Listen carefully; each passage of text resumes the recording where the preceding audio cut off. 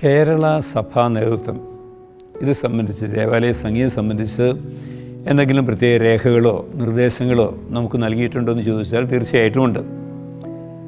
2000 കേരളത്തിലെ ലത്തീൻ ഹൈറാർക്കി, ലത്തീൻ സഭയിലെ മെത്രാന്മാർ ഒരുമിച്ച് ഒരു ഇടയലേഖനം, ഒരു സംയുക്ത ഇടയലേഖനം ദേവാലയ സംഗീതത്തെപ്പറ്റി ഇറക്കിയുണ്ടായിട്ടുണ്ട്.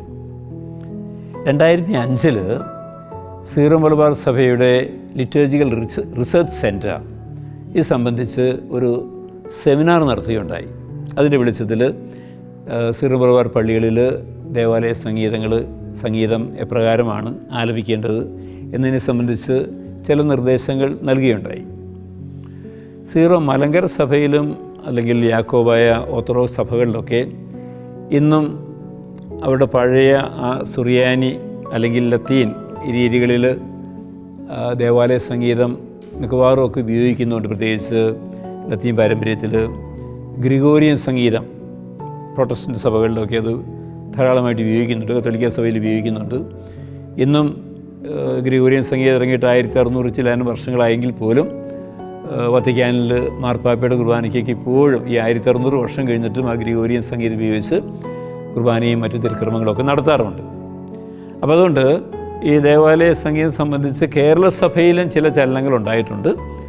പക്ഷേ ലത്തീൻ സഭയിലും സീറോ മലബാർ സഭയിലുമാണ് ഇത് സംബന്ധിച്ച് കൂടുതൽ നിർദ്ദേശങ്ങൾ നൽകപ്പെട്ടതും പുതിയ നിർദ്ദേശങ്ങൾ നൽകപ്പെട്ടതും, പ്രത്യേകിച്ച് 2 വത്തിക്കാൻ സുനോസിന് ശേഷം പുതിയ നിർദ്ദേശങ്ങൾ നൽകപ്പെട്ടതും അത് വേണ്ടത്ര പാലിക്കപ്പെടാതെ പോയിട്ടുള്ളതും ഈ 2 സഭകളിൽ തന്നെയാണെന്ന് എനിക്ക് തോന്നുന്നു. അപ്പോൾ അതുകൊണ്ട് ഈ സഭ നൽകിയിട്ടുള്ള നിർദ്ദേശങ്ങളിൽ ഏറ്റവും പ്രധാനപ്പെട്ട ചില കാര്യങ്ങൾ, വിശ്വാസികൾ ഒരുമിച്ച് പാടുന്നതിനെ സംബന്ധിച്ച്, വാദ്യോപകരണങ്ങൾ ഏത് തരം ഉപയോഗിക്കുന്നതിനെ സംബന്ധിച്ച്, ഇതിൻ്റെ ശബ്ദം എപ്രകാരം പ്രയോജനപ്പെടുത്തണം, മൈക്ക് എപ്രകാരം ഉപയോഗിക്കണം എന്നതിനെ സംബന്ധിച്ച്, ഏതെല്ലാം അതായത് സെക്യുലർ മ്യൂസിക്കിൻ്റെ വാദ്യോപകരണങ്ങൾ ദേവാലയത്തിൽ ഉപയോഗിക്കാൻ പാടില്ല എന്നതിനെ സംബന്ധിച്ച് ഇങ്ങനെ ധാരാളം കാര്യങ്ങൾ നമ്മുടെ അഭിവന്യ മെത്രാന്മാർ കാലാകാലങ്ങളിൽ നമുക്ക് നിർദ്ദേശങ്ങൾ നൽകിയിട്ടുണ്ട്.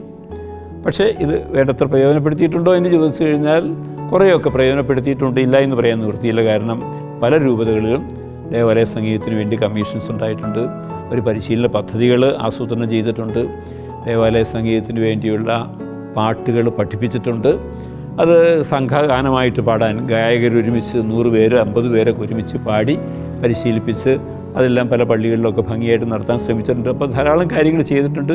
ഇനിയും നമുക്ക് ചെയ്യാൻ സാധിക്കുമെന്ന് ചോദിച്ചാൽ തീർച്ചയായിട്ടും ഉണ്ട്. അതിനുള്ള എല്ലാ സംവിധാനങ്ങളും സഭയ്ക്കുണ്ട്. എല്ലാ പള്ളികളിലും അതിനുള്ള ഗായകർ നമുക്കുണ്ട്, ഇൻസ്ട്രുമെൻറ്റ്സ് വായിക്കുന്നവരുണ്ട്. അതുകൊണ്ട് നമ്മൾക്ക് എല്ലാം നന്നായിട്ട് പ്രയോജനപ്പെടുത്താൻ സാധിക്കും എന്നതിൽ യാതൊരു സംശയവുമില്ല.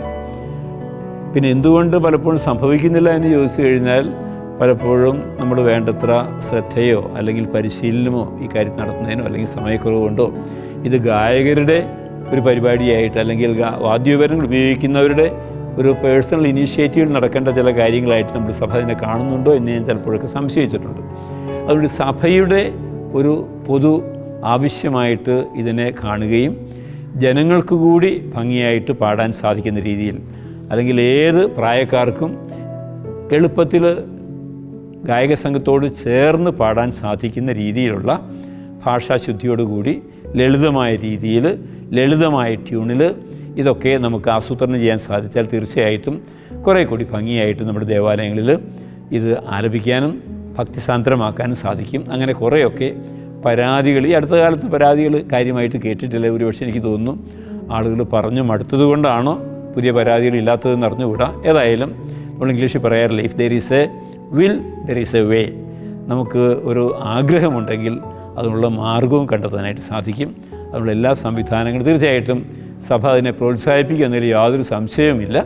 അതുകൊണ്ട് നമ്മുടെ ഗായക സംഘങ്ങളെ ആ രീതിയിൽ പ്രോത്സാഹിപ്പിച്ച് ജനങ്ങൾക്ക് കൂടി പാട്ട് പാടാവുന്ന രീതിയിൽ ലളിതമാക്കി നമ്മുടെ ഇടവക ദേവാലയങ്ങളിൽ പരിശീലനം കൊടുക്കാൻ സാധിച്ചാൽ നന്നായിരിക്കും.